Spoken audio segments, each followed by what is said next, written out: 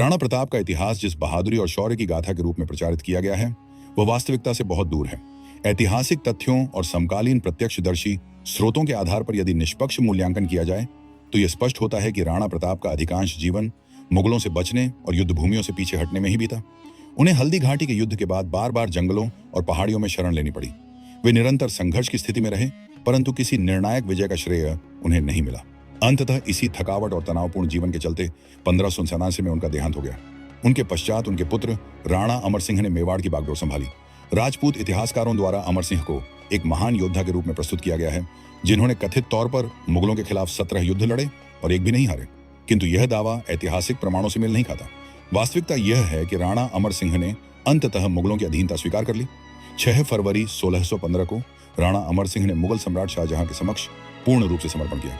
इकबालनामा ए जहांगीरी और शाहजहांनामा जैसे समकालीन मुगल अभिलेखों में यह विवरण स्पष्ट रूप से मिलता है कि अमर सिंह ने शाहजहां के चरण छुए, जो उस काल में पूर्ण आत्मसमर्पण का प्रतीक था। संधि के अंतर्गत न केवल अमर सिंह को मुगल सत्ता स्वीकार करनी पड़ी, बल्कि उनके पुत्र कर्ण सिंह को मुगलों की सेवा में मनसबदार, एक प्रकार का सैन्य अधिकारी, नियुक्त किया गया। इस घटना का प्रत्यक्षदर्शी एक ब्रिटिश राजदूत सर थॉमस रो था, जो उस समय मुगल दरबार में मौजूद था।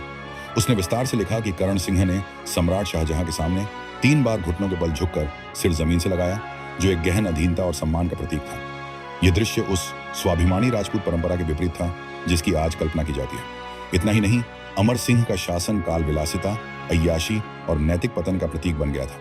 उनके ही दरबारी कवि जीवाधर ने अपने काव्य लेखों में लिखा कि अमर सिंह स्त्रियों के साथ जल विहार करते थे और दिन रात स्त्री सुख में लिप्त रहते थे। यह प्रमाण स्वयं उनके दरबार से आता है, कोई बाहरी आलोचक नहीं कह रहा। इन सभी तथ्यों को आज के राजपूत इतिहासकारों और लोक कथाओं में जानबूझकर या तो छिपा लिया गया है या तोड़ मरोड़ कर महिमा मंडन किया गया है। वीरता की जो एक तरफा गाथा रची गई है वह इतिहास का संपूर्ण और सत्य पर आधारित चित्र नहीं है। यह आवश्यक है कि हम इतिहास को उसकी समग्रता में, तथ्यों के आलोक में देखें, न कि केवल गौरवगान के चश्मे से। ऐसे ही रोचक तथ्य जानने के लिए मराठा ट्रुथ फाइल्स को सब्सक्राइब करें। धन्यवाद।